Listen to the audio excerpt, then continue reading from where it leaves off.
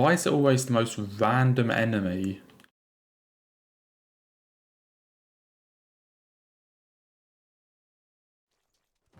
It's always the most random ass enemy that hasn't hit me in 3 years, and then, oh yeah, twice in the last week.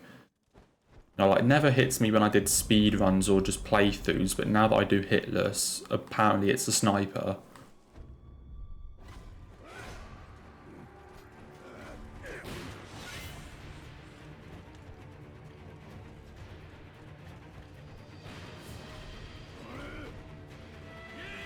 Yeah, so like the stuff I can cook, or like the stuff I make often, I'm pretty good at making, but I wouldn't say I'm necessarily bad at cooking, but it's just not a hobby.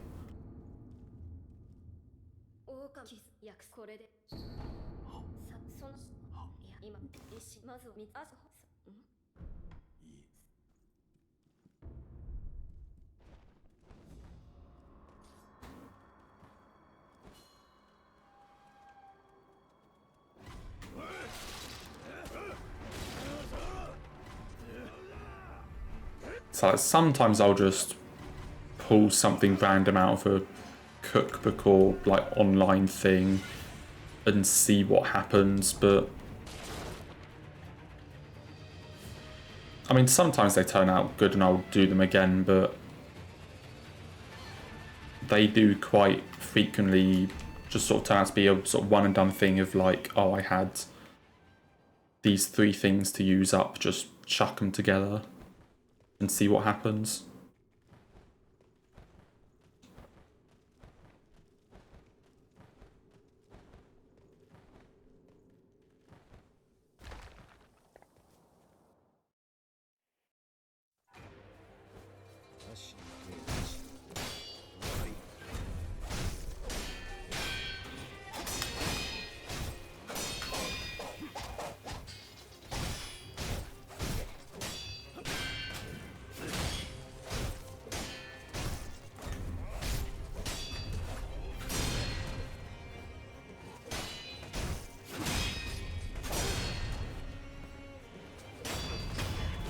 I guess if you've been vegetarian for a while, then it's probably easier to move to vegan compared to just sort of like going there from the start. So I have a lot of friends that are like vegetarian, and because they all sort of moved a while ago, you know, it's quite easy for them now. But I guess when you just like when you've only just moved and then you're trying to find things to make, whatever, it's probably quite difficult, especially if you're used to meat and things.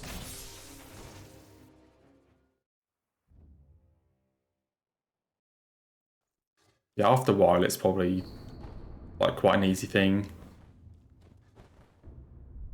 something you're used to.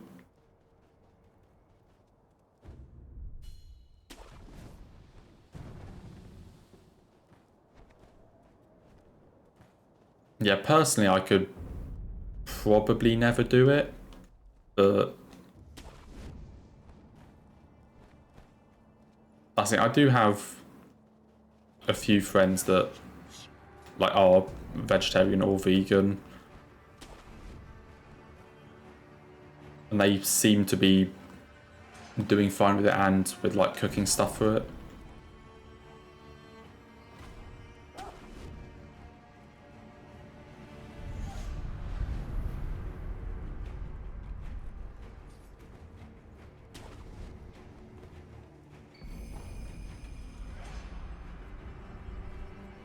I mean, yeah, it's kind of a like, are you used to it or not? Because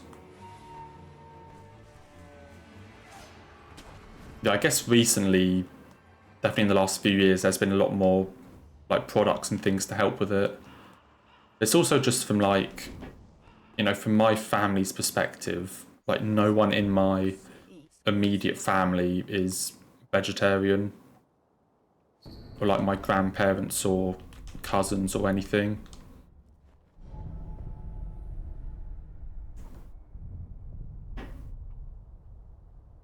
so I've never like been, I guess, around it, you could say.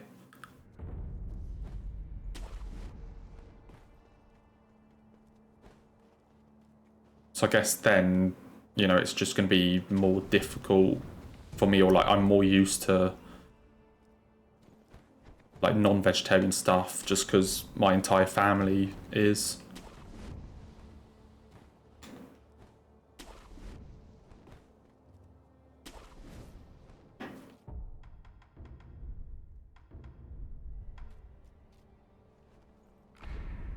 Take care, Marina.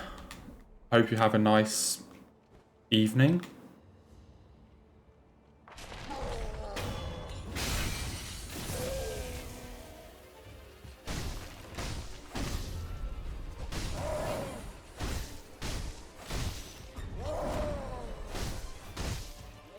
Yeah, I don't think I could go vegetarian at any point.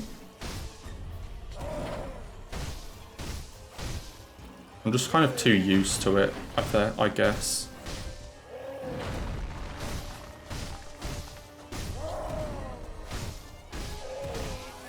Okay, easy ogre.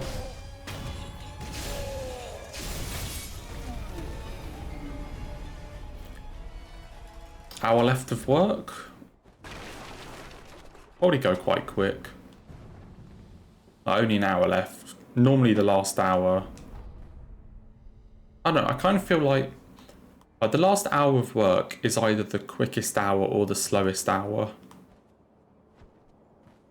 Like, kind of varies. For me, it was generally pretty quick. But I guess it depends if you're, like, waiting to leave or not. Like, if you are just waiting to leave and nothing else, then it probably goes really slowly.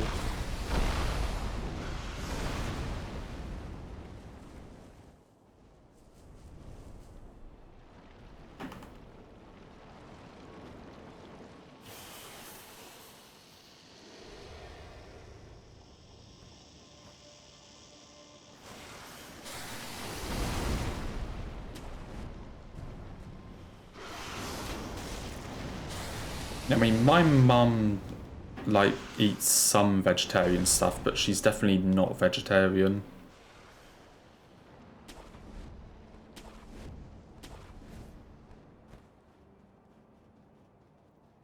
And that's, like, the closest thing we have in our family. It's basically sometimes at a restaurant she may order the vegetarian option, or, like, some cooking things. I guess part of it comes from her being allergic to things like gluten and dairy. Sometimes it's easier to pick the vegetarian option, like buy vegetarian like products at the supermarket or whatever. But she definitely isn't a vegetarian.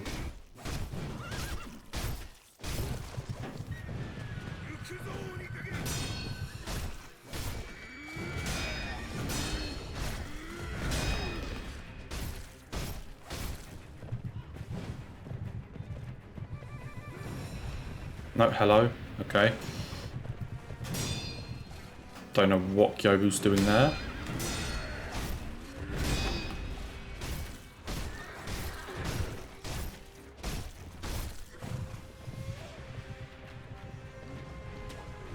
What is this guy doing?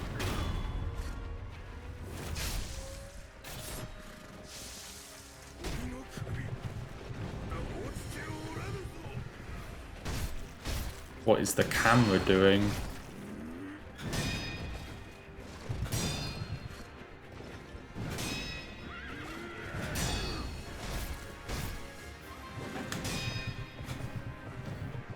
Okay, please stop just hiding in this corner. What is the camera doing?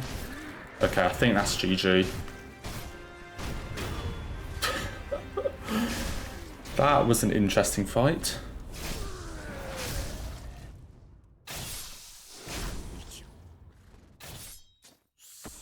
Horse.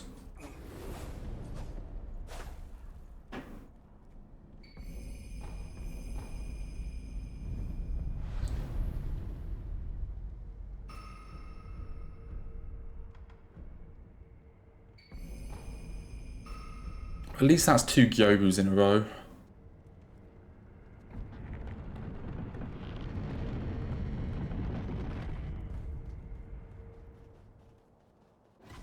At least it's 2 Gyobus.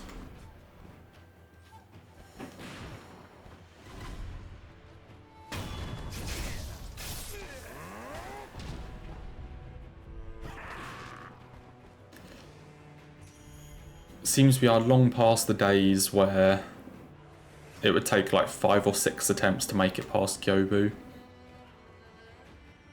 which is very fortunate.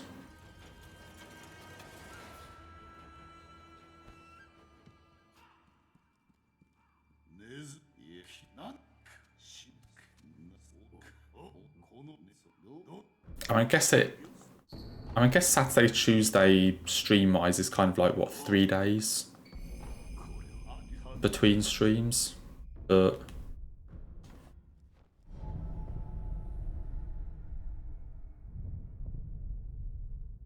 that's kind of how it happens.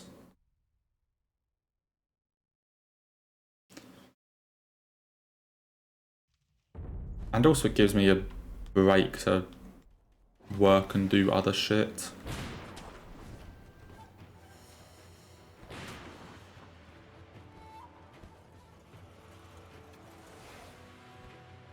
Say to do other stuff, I haven't really done anything that I'm supposed to be doing like over the weekend.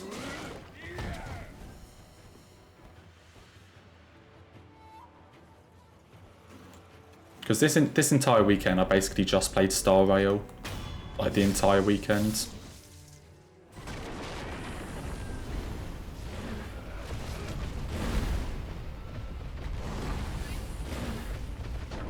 Did basically nothing else. No like work or anything that I'm supposed to get done.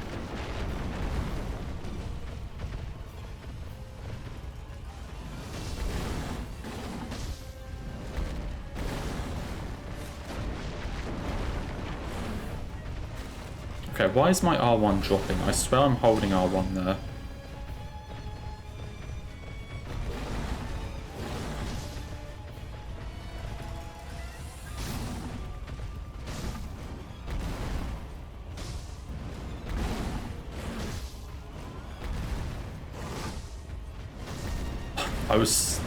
Yeah, I aired you slightly less. We'll call that a positive.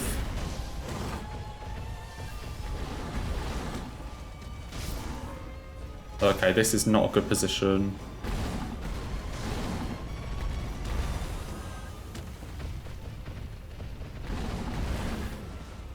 I mean, you must be getting on pretty well with your DS2 playthrough then.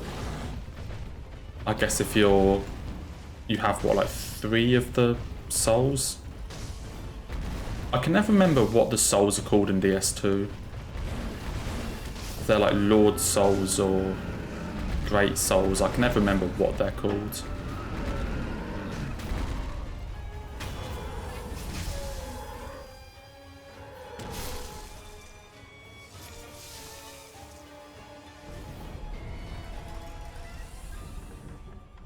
I think DS2 is very like hit or miss in places. Primal Souls, maybe. So I can never remember what they're called.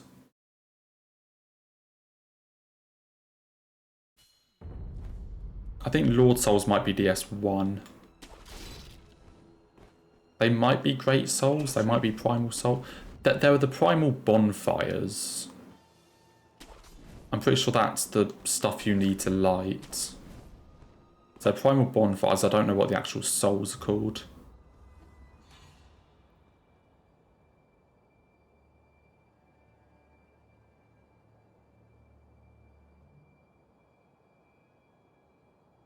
Yeah, I can't remember what they're called.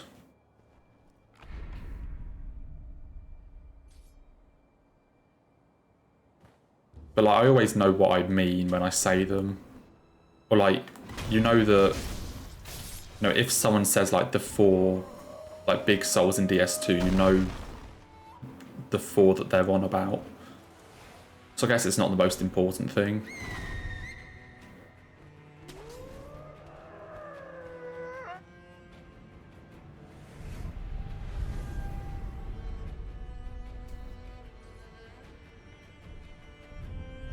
So there might be Great Souls. They could be whatever. So I haven't played DS2 in probably getting close to 3 years at this point. Or maybe like 2.5. So I'm kind of forgotten some of the stuff about that game.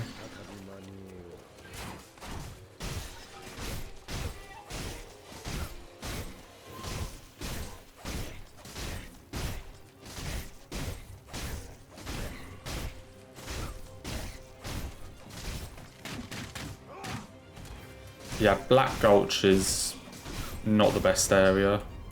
The entire sort of sequence down to Rotten, with like Grave of Saints, Gutter and Black Gulch is kind of bad. Like the Gutter I really do not like, because you can't see anything and it's all just like platforms over a drop.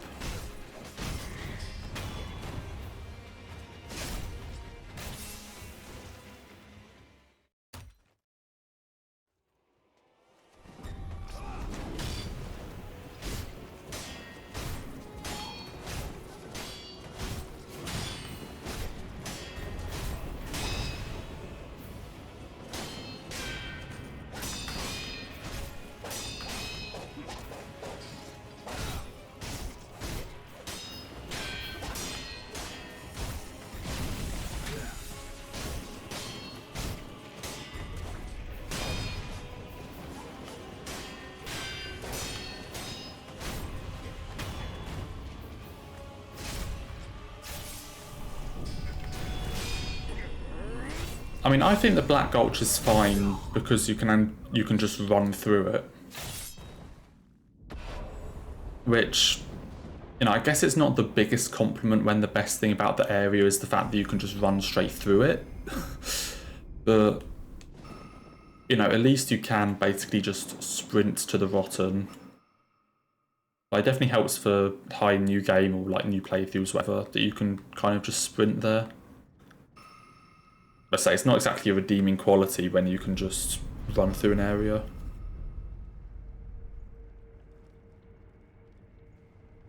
Grave of Saints is the place with the rat boss.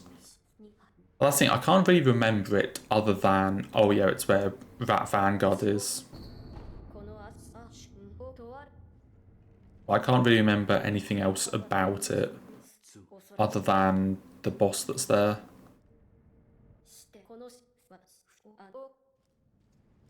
Grave of Saints is basically there if you haven't got enough like HP yet to survive the drop all the way down to the gutter.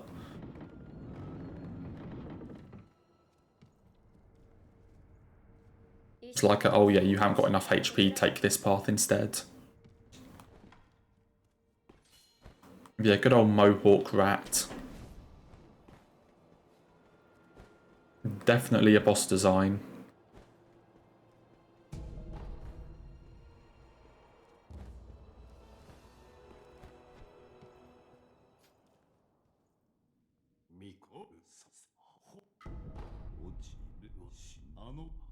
Like, DS2 has a lot of those moments, I feel.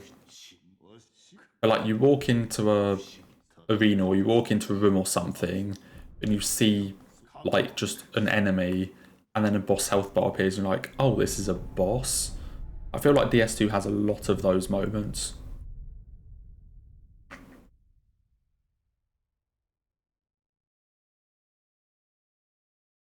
Where it just doesn't seem like a boss and then the game tells you that actually this is a boss. I feel like Skeleton Lords are kind of another one like that.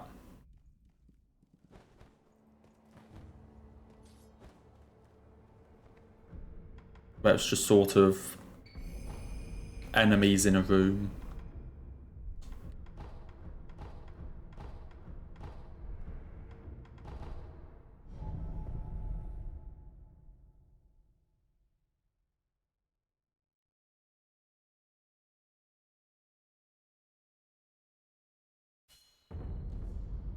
I mean, Skeleton Lords does have, like, a cool thing where when you kill, like, the actual Lords, they burst into a ton of skeletons. So I guess it can get, like, difficult to manage if you kill the Lords really quickly and then are just chasing around an absolute fuck ton of skeletons, but they're still easy enough.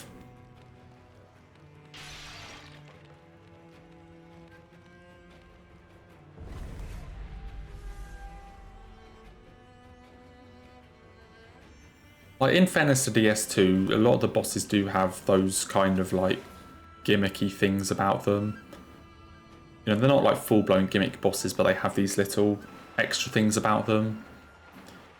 You know, like, Mytha in the Poison Arena. Like, Covetous Demon has a really cool grab attack, but where it, like, unequips all of your items. But he never does it, and even when he does it, you know, you have about 10 business days to get out of the way.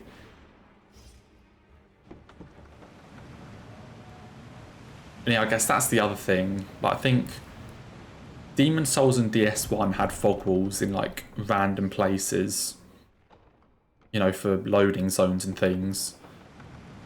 But for all the other games now, they're always a boss. So it doesn't really have that same sort of, like, anticipation. Because instead of being like, oh, is this a boss? Is this not? Am I prepared for it yet? You just get to Fog Wall and it's like, okay, this is a boss. And you know it's a boss. So you can kind of prepare that way.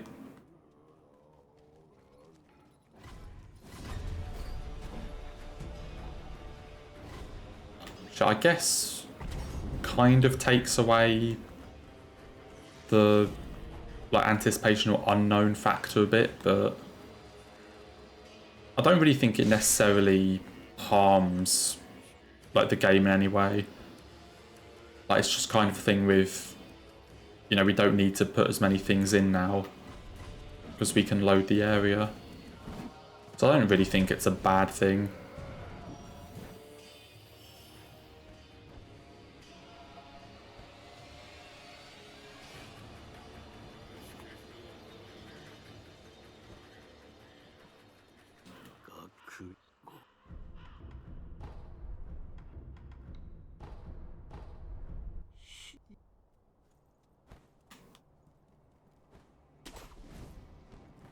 I say it would be cool if they still had them, but I'm not, like, complaining or, like, begging them to come back or anything.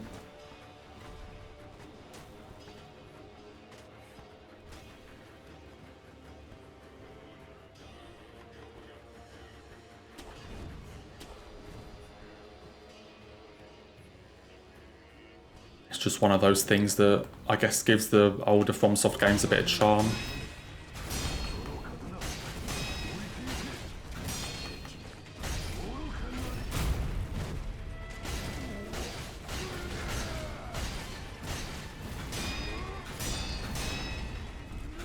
Okay, Armoured Warrior behaved.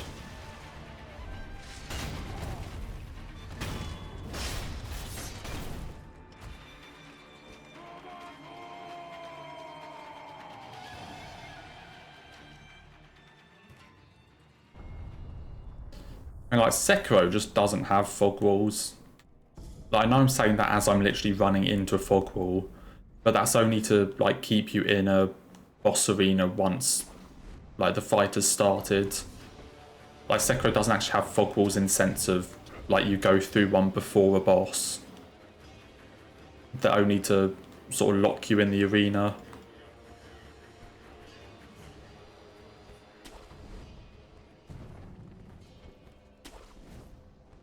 But you know, you're not, like, running up to something, seeing a fog wall and like, oh, okay, this is a boss. You just kind of run into an open space. Even on retrying boss attempts, there's not, like, fog walls up. So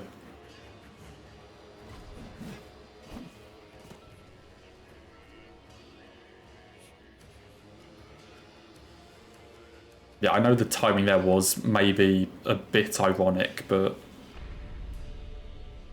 like, still makes my point. Because say that fog wall is only there to keep you on that bridge while the fight is going on.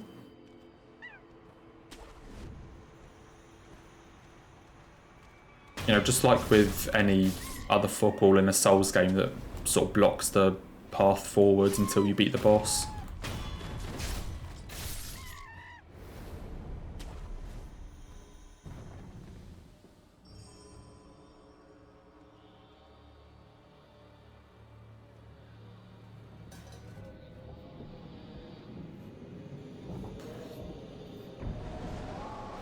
Most random boss arena? I mean,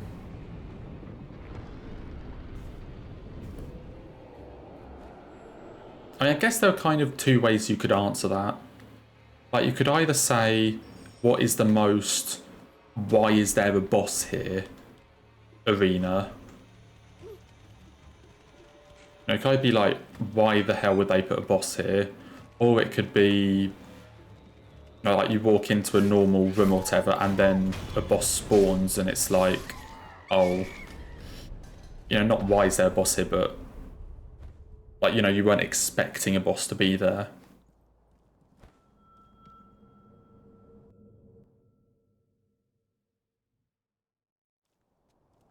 I think Ancient Wyvern from DS3 could definitely be a contender for that. Like, I kind of feel for me, especially like when you look at the quote-unquote arena, it looks like just part of the area. But then, like, the Ancient Wyvern flies in. Yeah, I guess Wyvern is more for the second way, where it kind of surprises you when a boss shows up.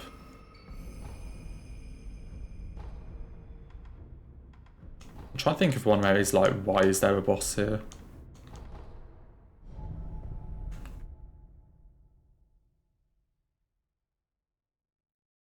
So Ancient Wyvern is just like a surprising one.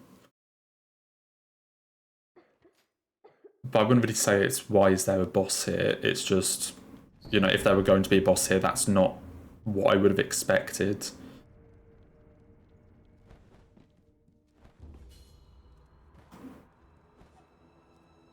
Like, if you're being... Like, I don't really think it's a good answer, but I guess in a way you could say a lot of sort of overworld Elden Ring bosses are just kind of there, but... You know, if we talk about, like, proper Souls games, then... Yeah, Rat Vanguard. There is... I'm not going to say the name, but there's definitely one that you're coming up to, Will, in your playthrough, that I also feel is kind of, why is there a boss here? I think Covetous Demon you could make an argument for.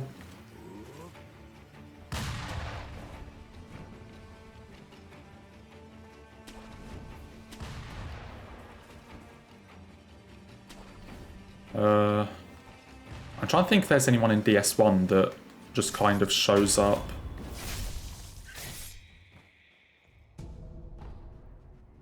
Like, is there anyone in DS1 that just shows up?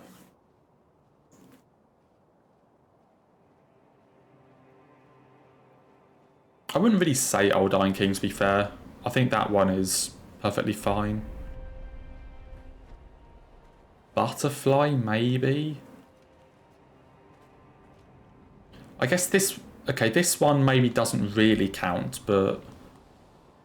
I would kind of also say Sanctuary Guardian. Not because it's like a whatever boss, but... just because you probably wouldn't expect, like, a boss that early into a DLC. Like, literally the first, like, enemy you meet... Like, the first thing you do in the DLC is fight a boss. So not necessarily anything against Sanctuary Guardian, but just kind of, you know, catching you off guard that you wouldn't expect a boss that early.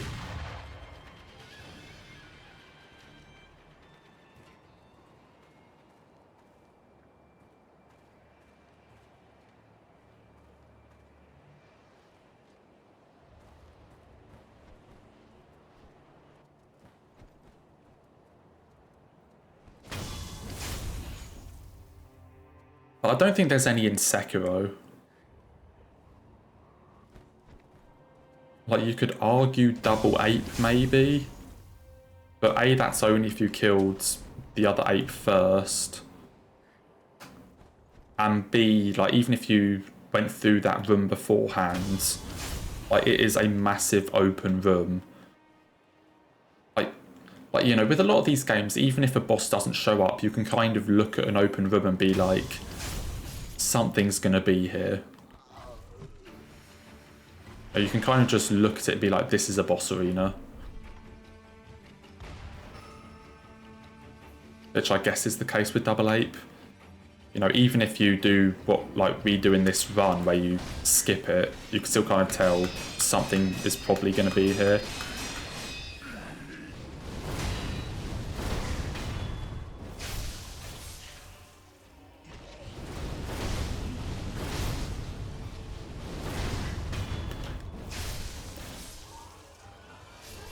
I mean, maybe Armored Warrior, but I don't know, to be fair. So as far as like major Sekiro bosses go, there's not really a why is there a boss here. Oh yeah, for mini boss placements, they can kind of just be scattered around the world. But not really major bosses, I'd say.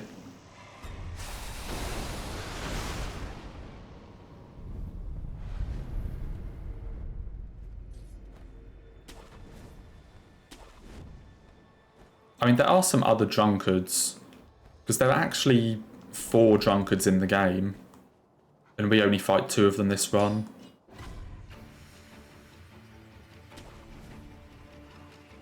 But there are another 2. Like, one of them, I think, is a perfectly fine position. The other one, I think, is in a really weird and unexpected position.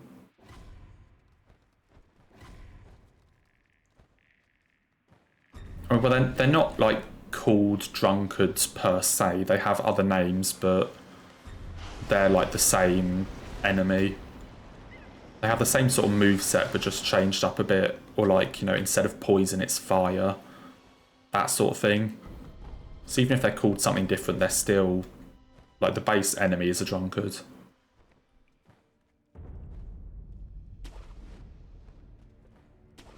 Because there's one in the forest after this area. And there's also one in the Ashen Outskirts revisit after killing Divine Dragon.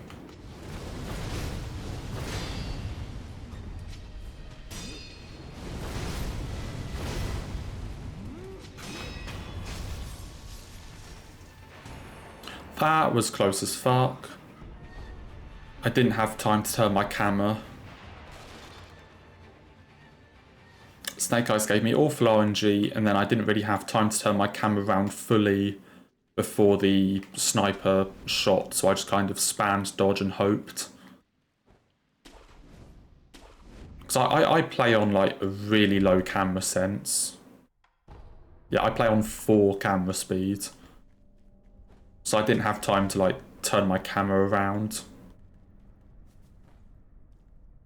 to see what the sniper was doing. So I just kind of had to spam dodge and pray.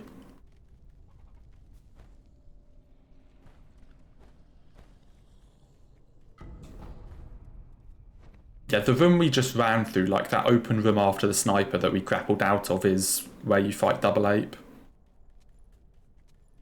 Saying you'd have to run past the third drunkard if you didn't do this jump here.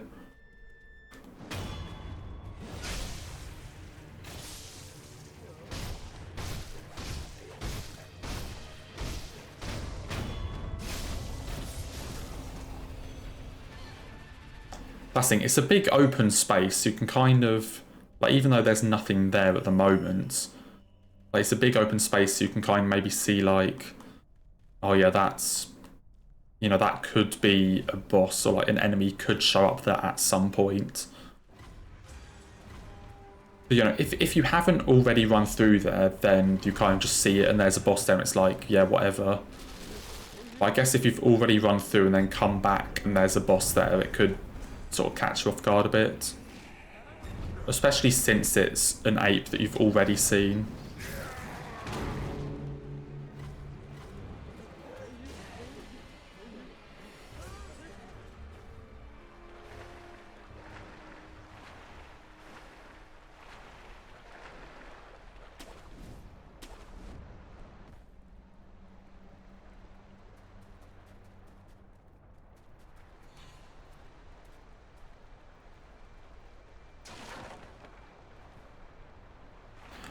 I mean, Capra Demon's a weird one in my opinion. But I wouldn't really say it's like shows up randomly, because like it's at the end of the area. So I wouldn't really say it just kind of shows up because it is to finish off an area, but I guess like, you know, it's more just like the boss arena being there, or like how small it is quite random. I don't know, I wouldn't really say Capra Demon just kind of shows up out of nothing.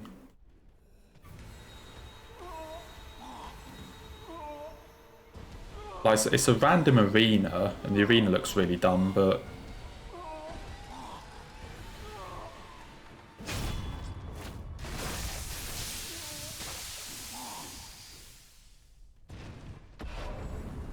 like, when you reach the end of an area in a Souls game, you expect a boss of some description.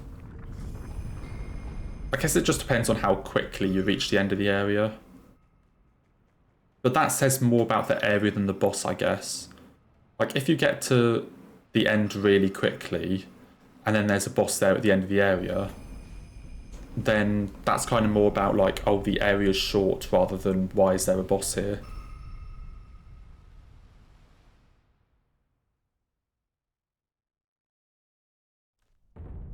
I mean, I think the Capra Demon arena is fine. I think Capra Demon plus the dogs is fine. But Capra Demon plus the dogs in that arena is a fucking nightmare.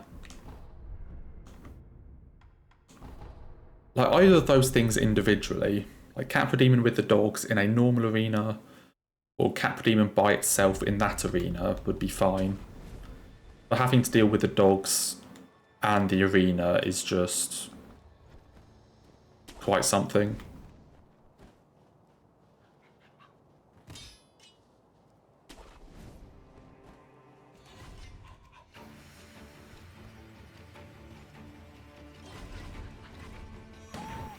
Whoa, that was fucking close.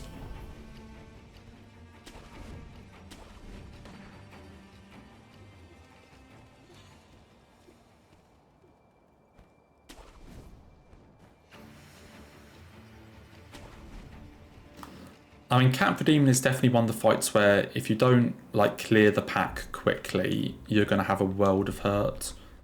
Like, if you don't get the dogs quickly, you're in trouble.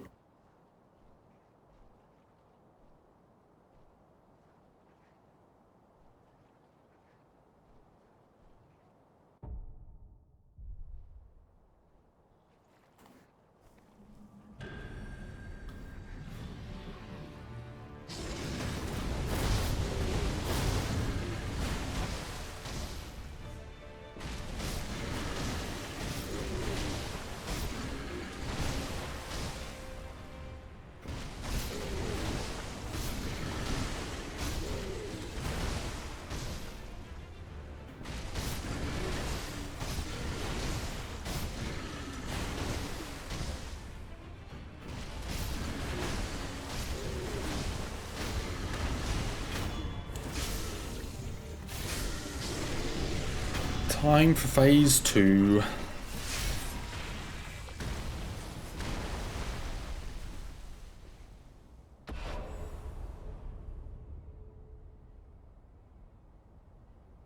I wonder if getting the spear would be worth it here. Just like extra damage.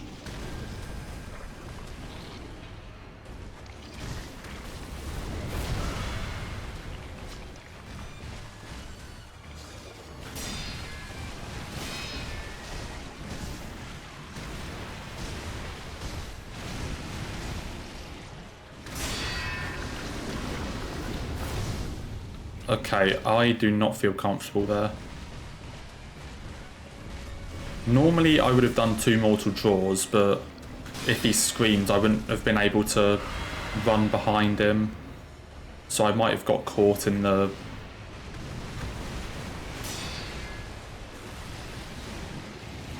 So I've been caught in the terror. Because like normally you run behind him like this, but I don't think in that situation I had enough space to do it.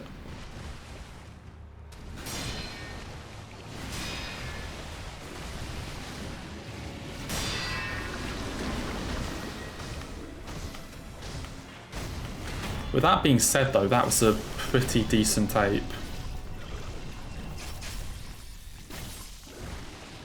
But I don't think I got clipped at all by the terror. Like, it did do its really quick terror scream, which is always a really nervous attack, but I don't think I got clipped by it. Like, I would have lost a lot more HP than that. You know, there'd be a visible dent in my health bar.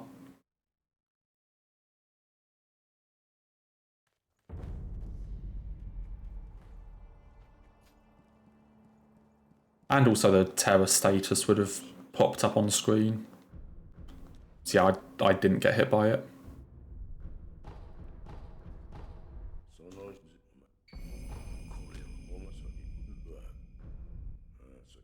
It is a really nervous attack though, because the scream is so quick on that attack in particular.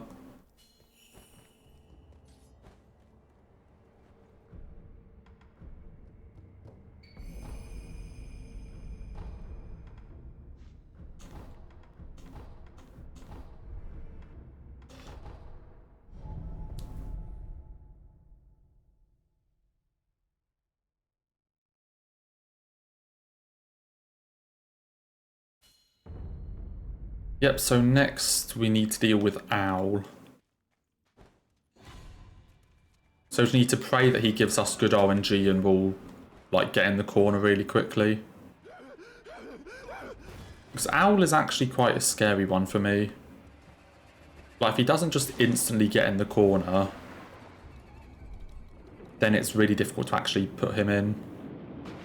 And I also don't know like the no-hit strategy for fighting him without the corner cheese. I know there is one, but I don't know it. So if the corner goes wrong, I'm always just kind of screwed trying to put him back in the corner.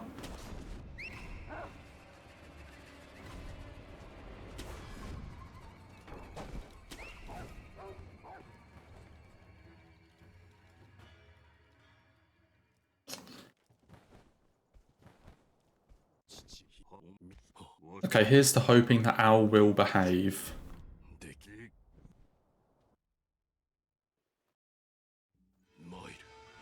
He does not.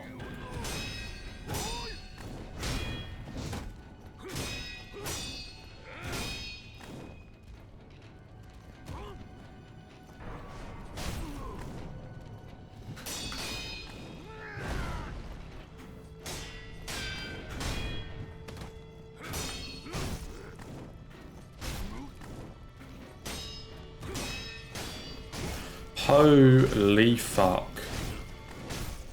Ow, you do not know when to calm down.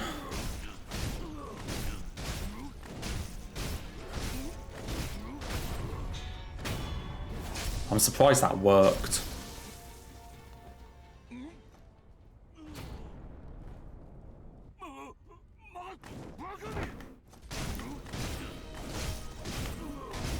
Is he in the corner? Yeah. Okay, Fountainhead.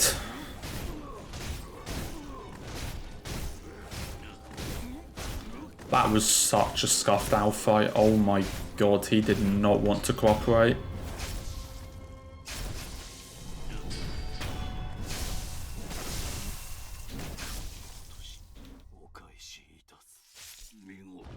He did not want to cooperate there.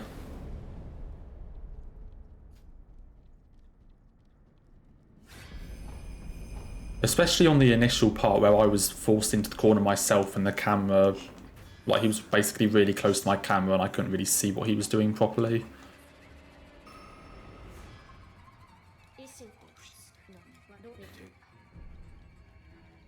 But we got through it.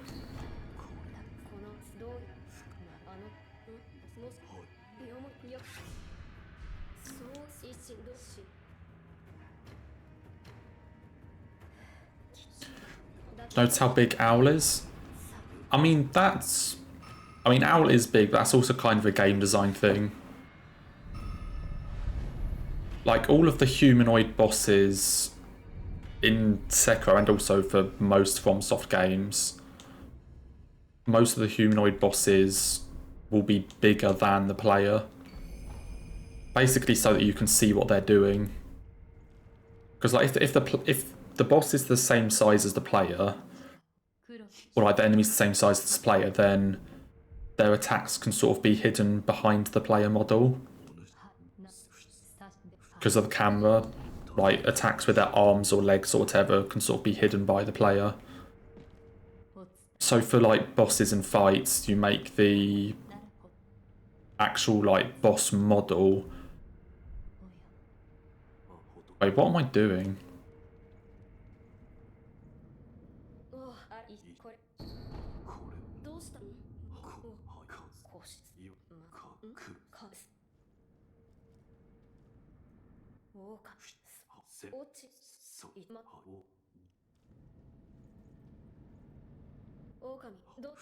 Then yeah, then you make the actual boss model like way bigger than the player so they can see what the boss is doing.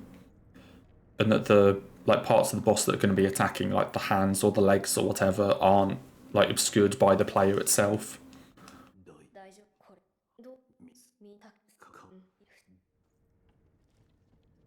I mean, yeah, there are bosses that are smaller, but like generally speaking, like for humanoid bosses, they'll make the they'll make the boss version way bigger.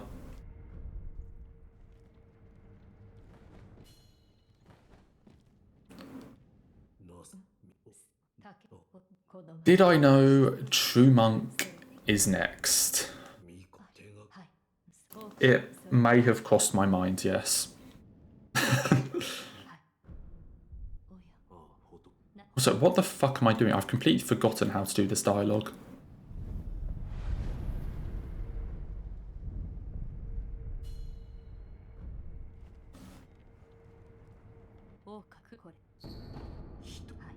I mean, I guess it could be for intimidation, but most of the time, like, but in most cases, they have like different models.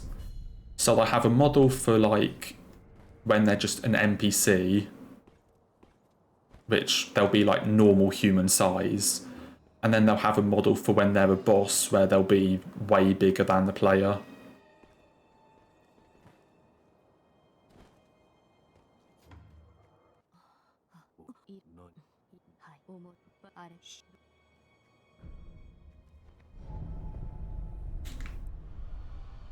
Be a good old time for True Monk.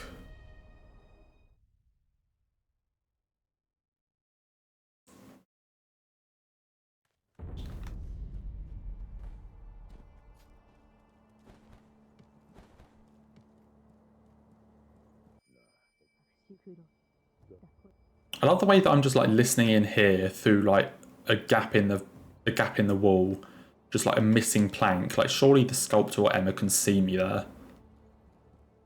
Like Emma's literally looking directly at that gap in the wall. Like how does she not see me just listening in there?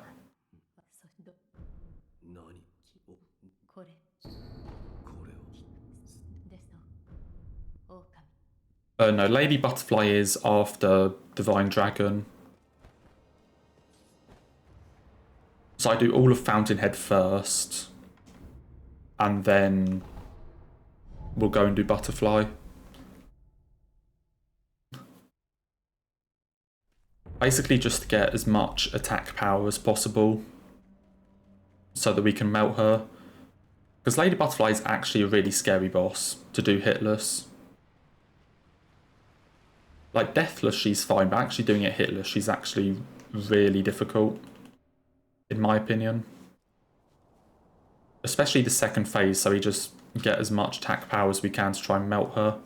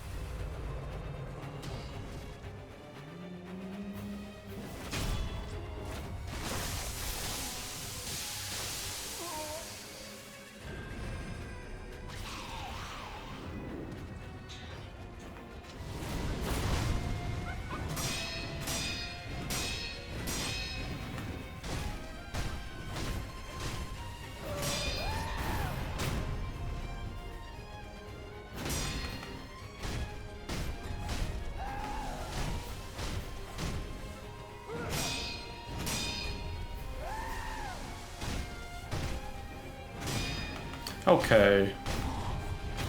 True monk.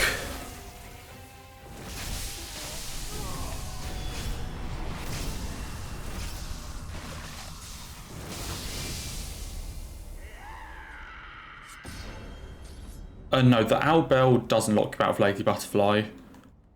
Basically, the game just won't let you do Owl's version of Hirata until you've done the Lady Butterfly version. So if you have both bells and like enter Hirata, it will automatically enter the first one until you beat Lady Butterfly. And if you only have Owl's bell, it just won't let you enter because you need to do Butterflies first.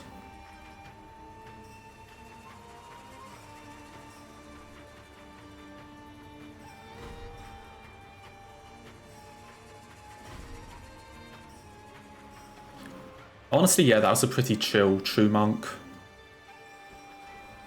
Like, she didn't really do anything spooky.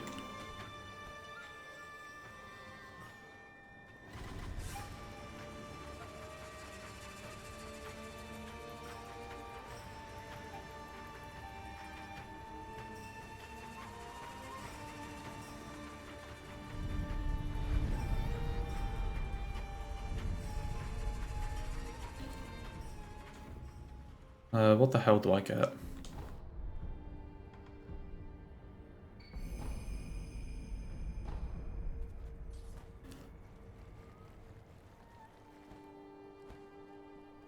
Like, you can get locked out of both bells, though. Like, if you kill Divine Dragon, you're locked out of getting the Father Bell. And you're also basically locked out of the other bell unless you pick it up before you warp anywhere. Like, if you haven't got the Lady Butterfly bell and kill Divine Dragon, then it will be there as like a drop on the woman's corpse. But if you ever reload the area or like warp anywhere, it will despawn. So you can get that bell after Divine Dragon, but you need to go there straight away. Otherwise it's gone and you're locked out of it. And then say Owl's Bell, if you don't get it before Divine Dragon, you're just locked out.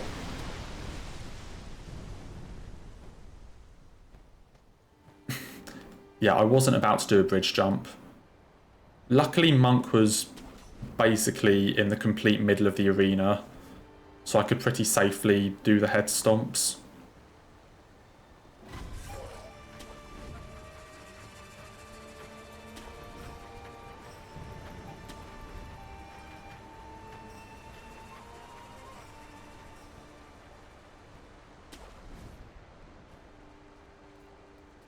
Yeah, I did consider that, Will.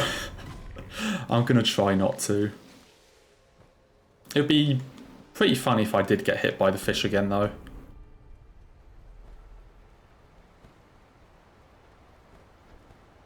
I know there is a way to like get through the cave without the fish even seeing you, but I don't think I ever did it.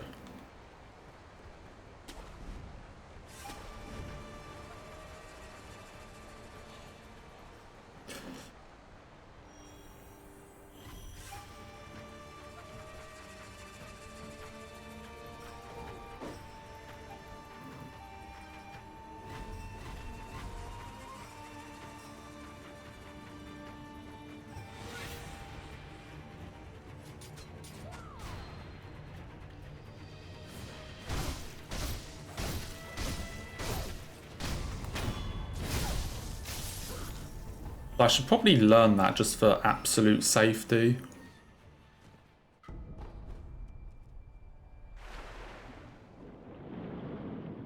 But I don't think a hitless run is the time to like start trying new things. You know, hello Madhu, hope you're doing okay. Nice to see you.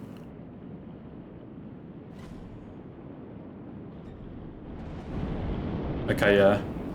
Yeah, so last time it was just me not trusting that I had the time to do an extra dash, which is what got me killed. But that time I just trusted myself that I could dash.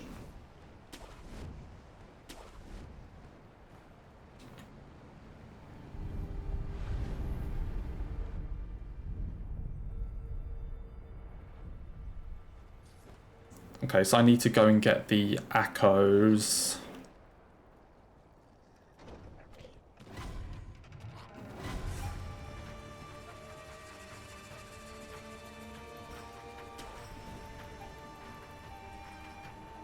No complete embarrassment there.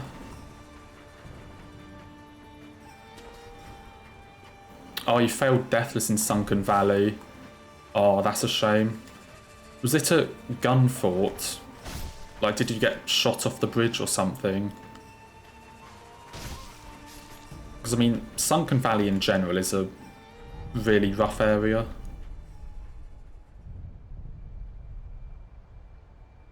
Like, there's a lot of things that can easily get you killed there. Like, gun fort is one, ape.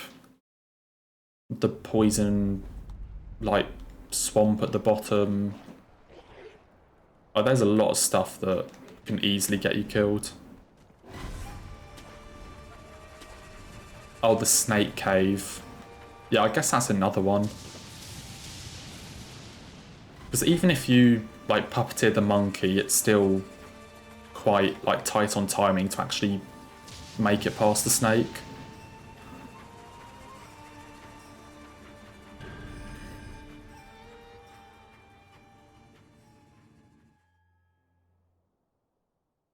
Okay, old dragons.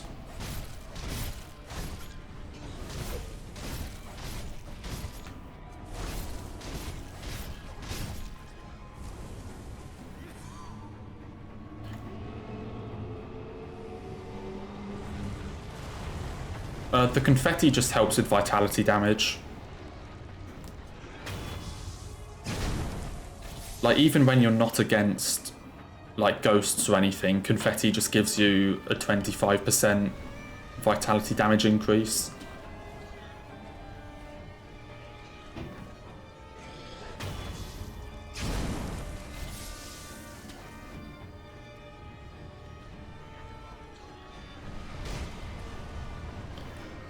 Which is just a helpful little thing for a bit more damage.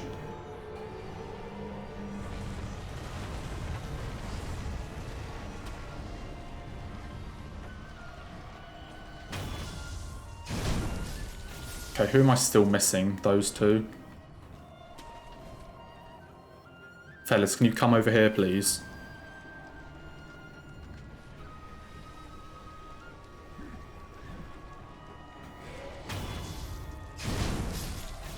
How are you still alive? Oh, I'm just going to wait for another tree. I don't trust just hitting it down while the other ones are around here.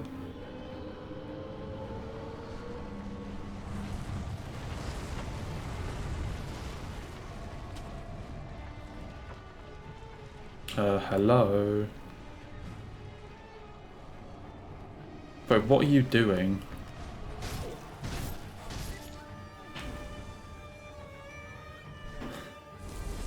Okay, dragon.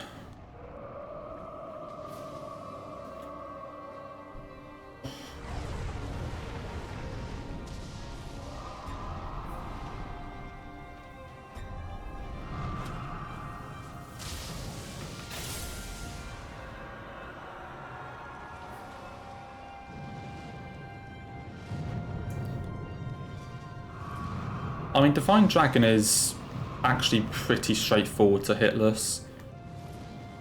Now watch me get hit now that I've said that, but it's a pretty straightforward one. Even like all of the final attacks.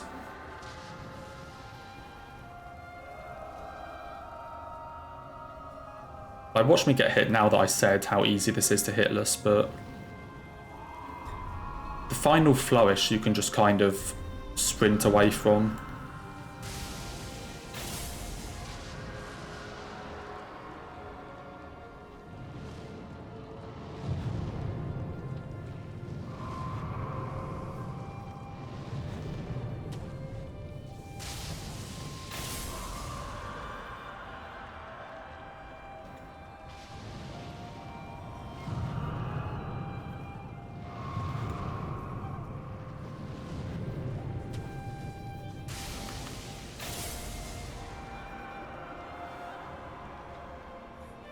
I mean, I think I've been hit by dragon when I did Immortal Severance runs.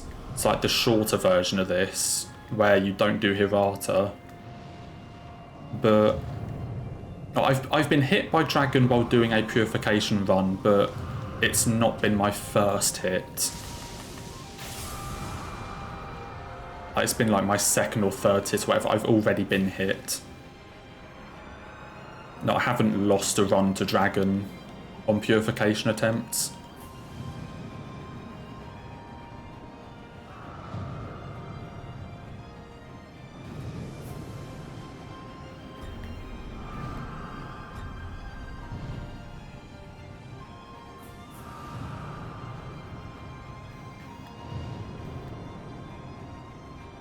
Dude, what are you doing?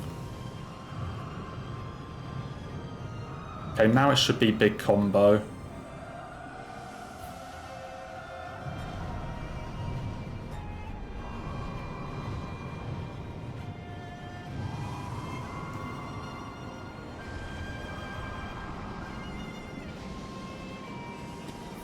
Yeah, so you can just like run away from the... You can just run away.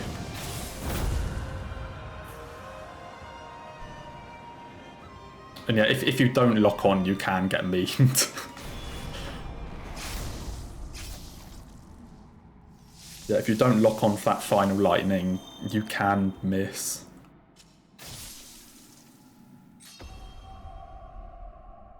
I think I've always just locked on out of habit. I think I might have not locked on like once or twice and it missed, realised it missed, and then was just like, okay, we lock on. We just always lock on from now.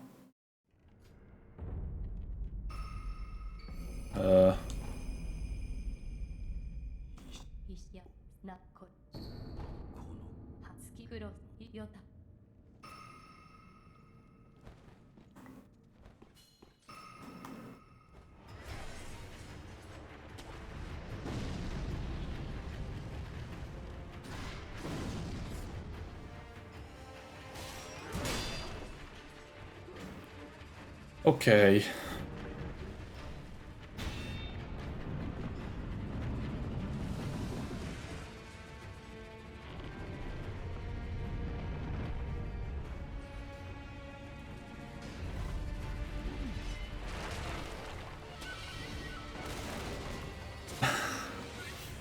We are off to Hirata. Oh boy.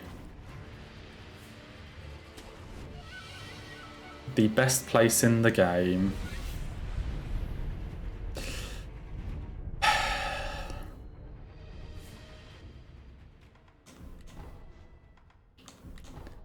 Okay, this is going to sound really weird. And Will, I know you're going to love this. Even now that we're going to Hirata, I am not feeling worried at all. I've only ever felt slightly nervous or worried at one point in this run. And it was True Monk. The only time I've actually been nervous so far this run was True Monk.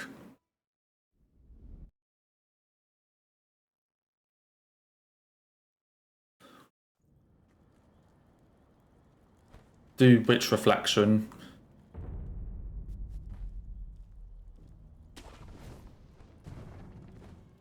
What do you mean for the Dragon's Tears, Madhu? Yeah, so we need to kill Dragon to get the Dragon Tears, because it's like what you need to break the immortality for like Kuro. It's like the last item you need to sever immortality. Which is why we do it. Oh yeah, you get the Dragon Tears, well, like key items. But they're just an automatic drop from the dragon.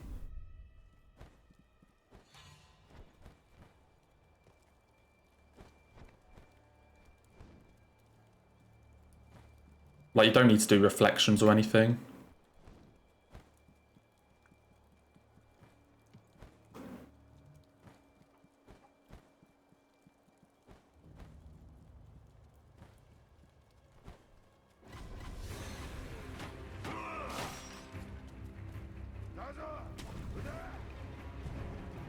That's made you happy now. I'm sure it has. But seriously, True Monk is the only place in this run that I've felt nervous. Although I'm sure, like, as we start getting to, like, Drunkard Butterfly, then the nerves are going to ramp up, but...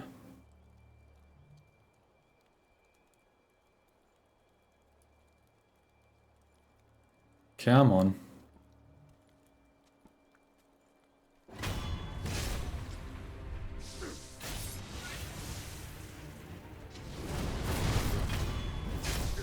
Oh my god, there's a dude here. Why are you this close?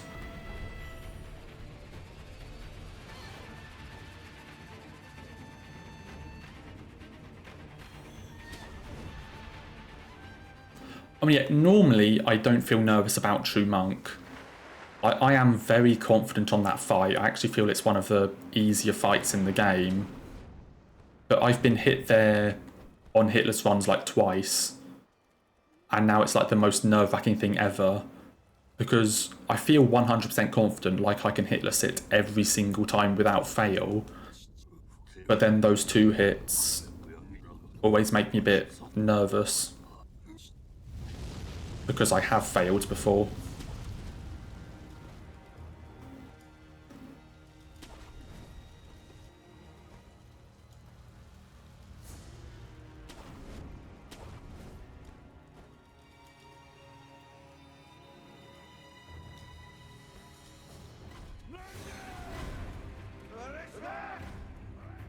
Yeah, what I'm saying is Will got into my head once.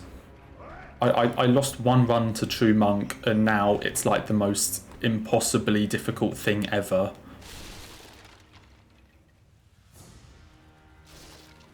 Okay, time for a bit of focus mode for Drunkard. I just need to pray that he doesn't do the bullshit attack that I do not know how to handle. I mean, it's not really a bullshit attack, I just don't know how to handle it.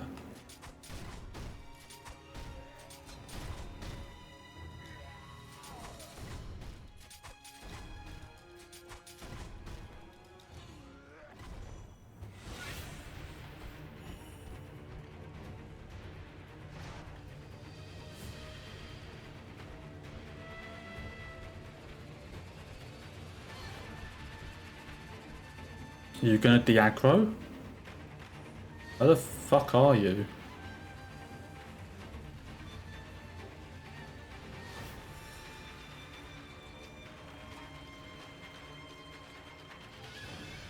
Oh, he's there.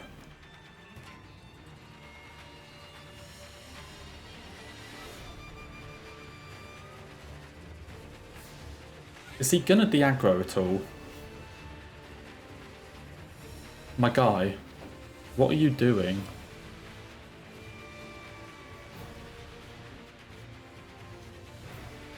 Why is he aggroed?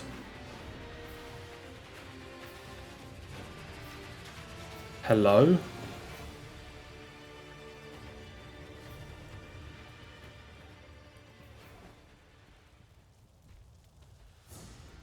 Gee, don't know why that took him so long to de-aggro.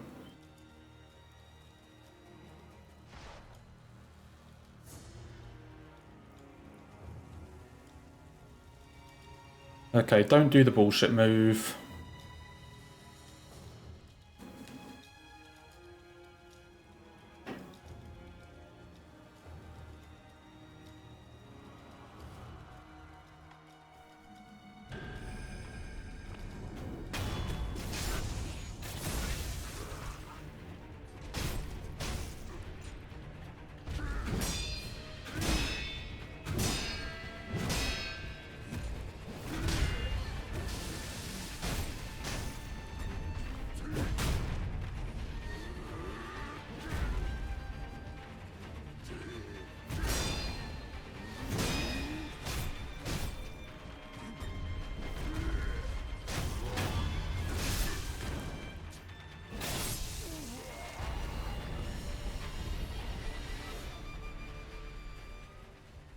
Yeah, it's always rough to lose a deathless run. especially when you get really far.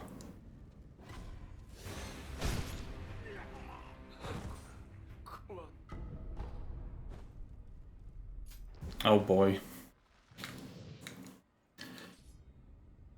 You know how I said that True Monk was the only place I'd been nervous? That is no longer the case.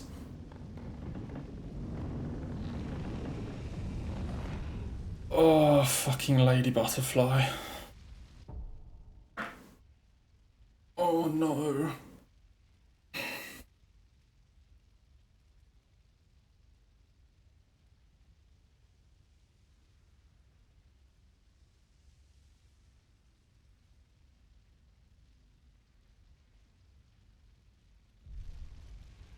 Oh boy. Here goes nothing.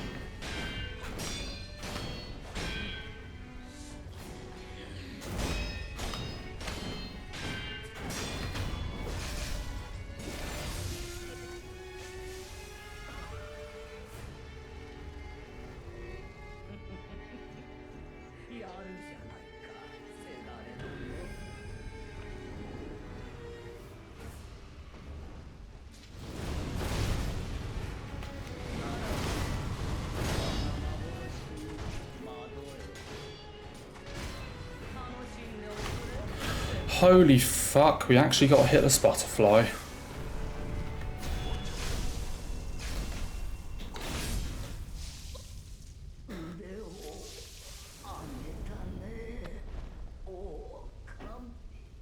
We've lost 3 Hitless runs to her. And we made it past 1 time.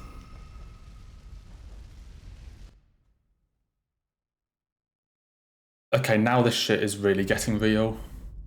This is the first time I've been to Hirata 2 on a Hitless.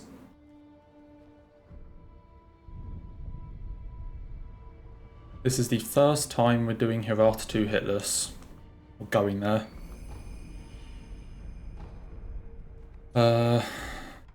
Mortal Draw, Blood Smoke, 2 Gatchines, because I got an extra Confetti Echo. I just want to have a Gatchine out.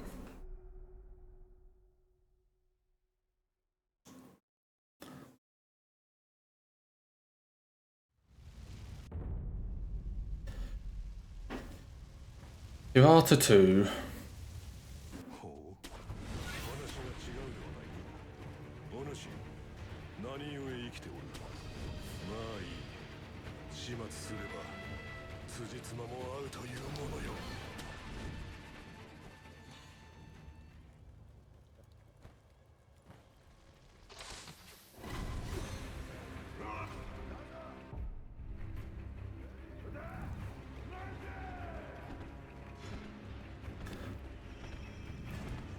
I'm so worried about this drunkard.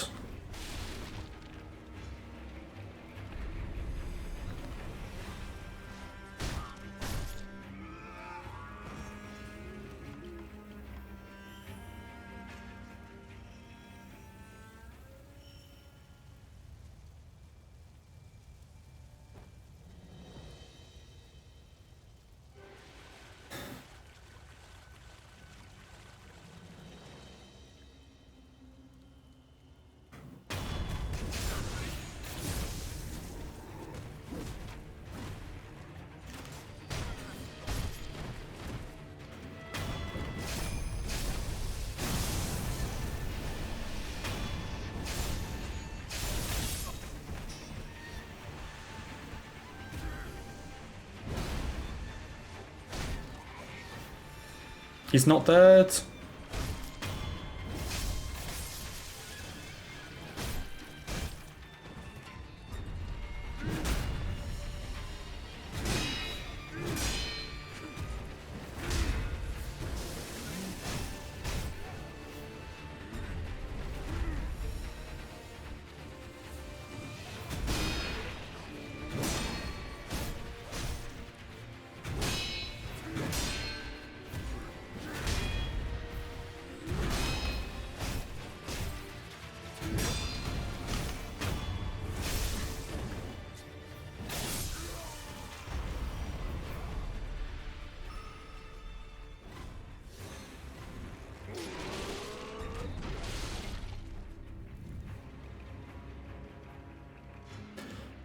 Father Owl.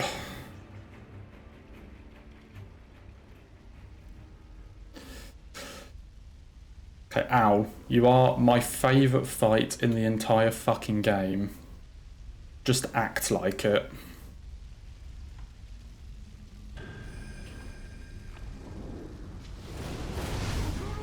I was supposed to do a double.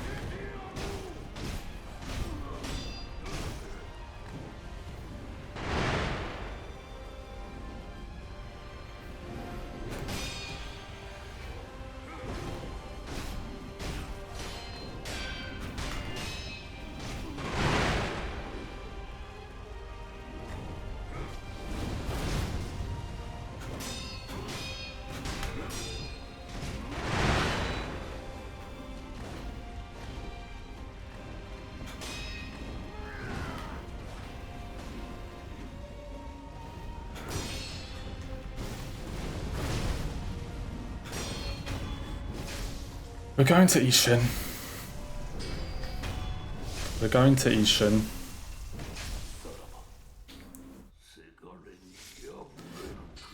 Oh, fuck.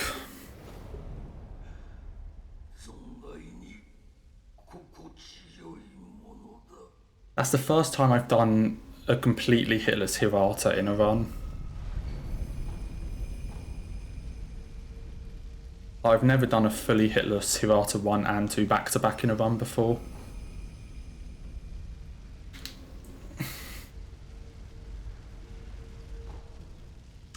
Okay.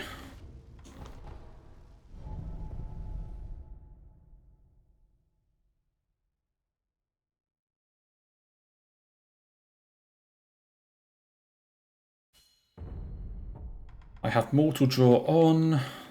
I have 3 confetti, 3 echoes, 11 attack power.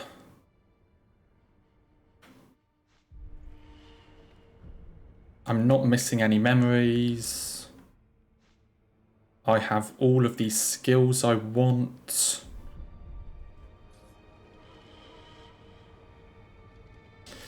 It's just a Sword Saint.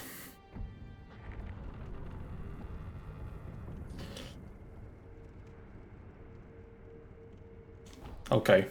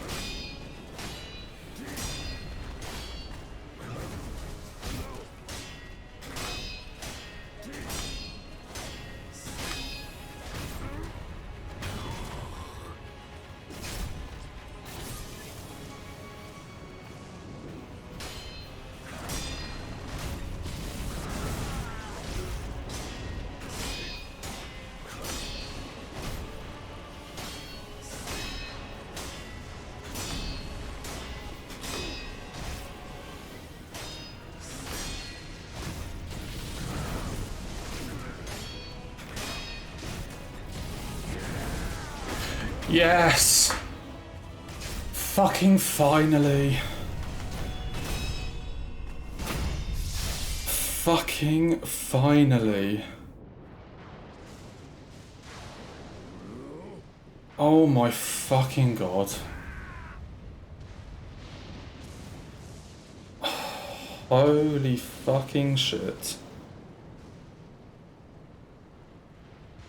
Oh, actually fucking did it. Actually fucking did it.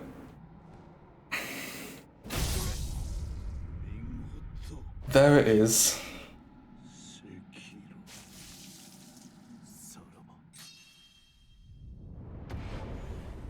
Purification ending, hitless and damageless. Holy fuck.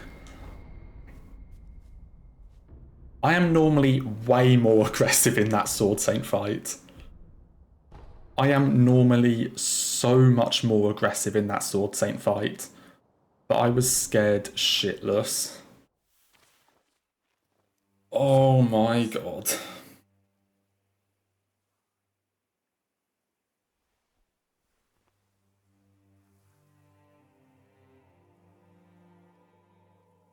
Holy fuck. Thank you all for the GGs. That was...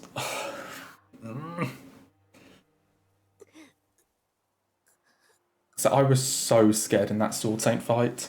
I never play him that passively. I'm never that passive with Sword Saint.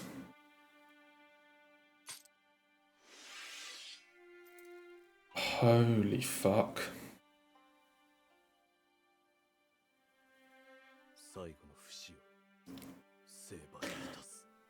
Oh dear.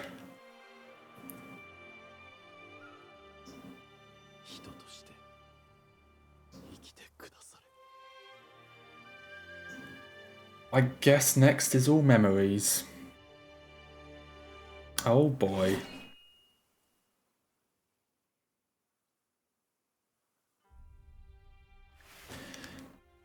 Yeah, so all memories is that run plus 2 more bosses. So it's basically that exact same run again and then another 2 bosses on top of that. Although I don't think I'll do these 2 bosses like right at the end. Like one of them will definitely be somewhere in the middle and then the other one might be... The other one will probably be right before Sword Saint. So I'll probably kill Father Owl and then do Demon. But Headless Ape will probably just be like after Dragon or something. To try and get me more attack power. Say, because I can't do Headless Ape until I've killed Guardian Ape. And I can't do Demon until I've killed Divine Dragon. Headless Ape, I kind of want to wait until even later, like maybe after Dragon, so that I hopefully have enough attack power to just like melt it down and don't have to worry about it. Because if you're fighting 2 apes at the same time, it's basically over. And then Demon I'll probably do as close to the end as possible to give myself as much attack power as I can and give myself the best chance.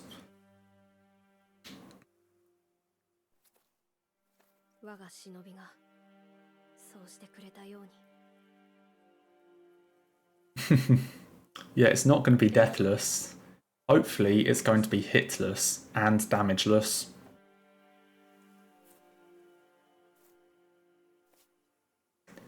Hopefully it will also be hitless and damageless.